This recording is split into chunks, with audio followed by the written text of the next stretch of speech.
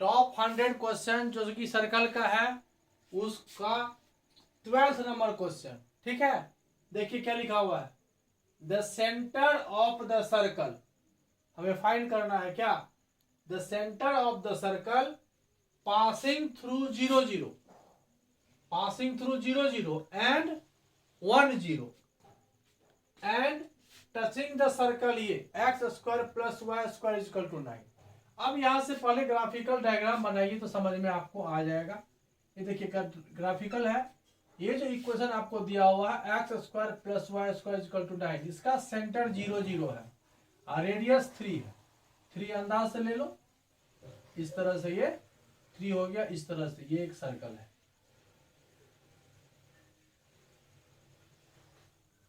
ठीक है, ये आपका एक सर्कल हुआ।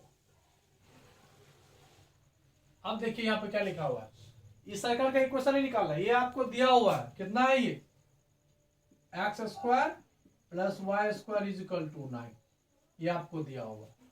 The centre of a circle passing through 0 0, अब इस पॉइंट से पास कर रहा है, ये 0 0 हुआ, ओरिजिन है ये, और 1 0, ये 3 है ना, ये 2 होगा, ये 1 हुआ, ये हो गया 1 0। अब एक सर्कल ड्रॉ करना है हम लोगों को जो इस दोनों पॉइंट से पास कर रहा है और इसको टच कर रहा है, तो इस बीच में कहीं ना कहीं टच करेगा, इस तरह से इधर टच करेगा, कहीं ना कहीं टच करेगा, इस तरह से इधर ही ले लो, इस तरह से ये सर्कल पास कर रहा है, इस तरह से सर्कल पास कर रहा है और इस तरह से ये सर्कल बनेगा। अब यहां पर ये टच करता है, ठीक है, टचिंग द सर्कल, इसको टच कर रहा है, ये 2 पॉइंट हो गया, इसको ए मान लेते हैं। ठीक है, इसका सेंटर मान लो यहां है और इसका सेंटर मान लो -g और -f। अब इस इक्वेशन का, जिसका कि हमको इक्वेशन फाइंड करना है या मान लो कि सेंटर फाइंड करना है, तो इसका हमें क्या निकालना है, इक्वेशन, सेंटर फाइंड करना है, सेंटर फाइंड करना है। अब देखिए मान लेते हैं, let equation of required circle,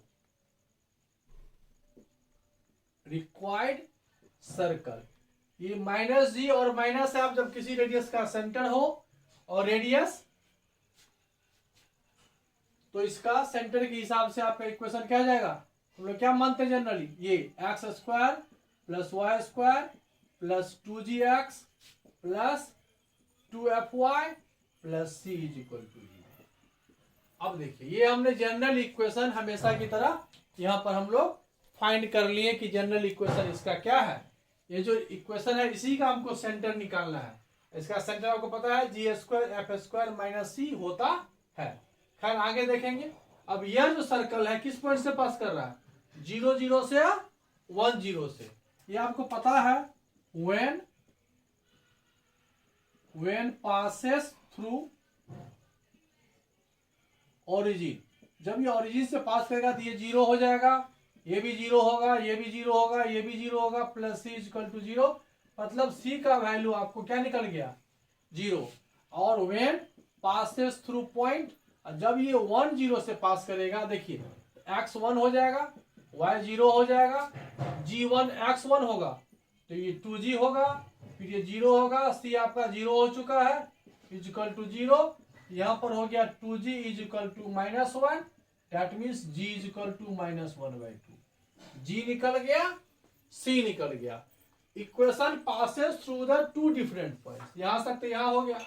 अब देखिए यहां पर हमें f चाहिए, g आया, c आया, g और c का वैल्यू पुट कर देंगे, लेकिन f नहीं आया। अब यहाँ पर एक कंडीशन है कि बोथ सर्कल टचेस, दिखने में तो लग रहा है कि टच, जब ये दोनों पॉइंट इंटरनली है इसका मतलब इंटरनल टच करेगा। अब यहां पर हो गया, एक पॉइंट लिखो कि both circle touch, both circle internal है ना, बोथ सर्कल क्या होगा, इंटरनली टच कर रहा है। जब इंटरनली टच करता है, ये आपको पता है, यहाँ पर एक फॉर्मूला हम लोग अक्सर यूज करते हैं, कौन सा, ये आपका इसका सेंटर C1 है, इसका सेंटर C2 है, यहाँ पर होता है C1 C2 is equal to होता है R1 माइनस R2। इसका रेडियस में से इसका रेडियस को माइनस कर देंगे तो आपको क्या आ जाएगा, C1 minus C2, C1 C2 हो जाएगा। ये कंडीशन आपको याद रखना है। अब C1 C1 सेंटर 0 0 है, इसका सेंटर ये है, तो C1 C2 आपका यहां से कितना आ जाएगा, ये 0 minus minus plus G1 square, G रखो, plus 0 plus F square R1। आपको ग्रेटर सर्कल का रेडियस कितना है इसका, देखिए इसका रेडियस 3 है, 3 माइनस R2 आपका यही हो जाएगा, रेडियस आपका क्या हो जाएगा, यही रेडियस हो जाएगा G square plus F square, R2 आपका यही हो गया। यहां पर हो जाएगा आपका ये G स्क्वायर, 0 प्लस G यही हो जाएगा, तो G square plus F square. ठीक है, रेडियस यही ना है, यहां से इसकी दूरी रेडियस हो गया, यही ना R2 है यहाँ, तो हम यहां से यही डिस्टेंस ले ली, दोनों सेम आ गया, G स्क्वायर F स्क्वायर। इसको ये माइनस में है, इसको आप उठा करके इधर ले आओ, इधर ले आओगे हो जाएगा 2G square plus F square is equal to 3 हो जाएगा। देखिए है ना, G square F square, G square F square, minus था इधर आके प्लस हो गया, यहां से हो जाएगा G square plus F square, ये इधर आके डिवाइड हो जाएगा 3/2। अब हमें F स्क्वायर फाइंड करना है, तो 3/2 माइनस G स्क्वायर, G है 1/2, इसको स्क्वायर करेंगे तो कितना जाएगा 1/4।